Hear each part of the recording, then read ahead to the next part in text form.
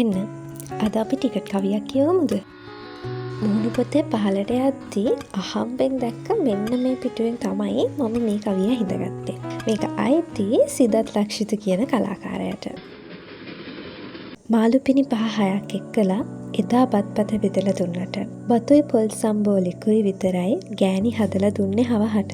ඔහොම දෙයටත් ලේලි අල්ලන් රණ්ඩු සරුවල් කළේ නැතුවට බෝම පිං රත්තරන් අම්මේ පෙකෙනි වැල මගුල් එදිම කැපුවට. මම හිතන්නේ සරලවම ඔයාලට මේකේ තේරුම තේරෙනවා. හැබැයි අපි අම්මගේ ආදරේ ගැන ලියන්නේ අම්මා අපිව හදාවටාගත්ත විදිහ වට කරලා. අම්මගේ ආදරේ ඒ සීමාවෙන් එහාට ගිහින් තියනවා කියලා මේ කවිය ලියවිලා තියෙනවා.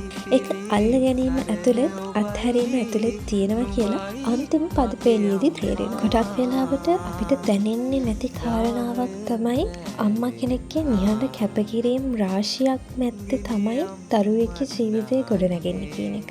මං හිතනවා ඒ සංවේදී කාරණාව හරි සියුම්ව ස්පර්ශ කරලා තියෙනවා කියලා මේ සරල පදපේළි හතර ඇතුළු. ඒ විතරක් නෙවෙයි.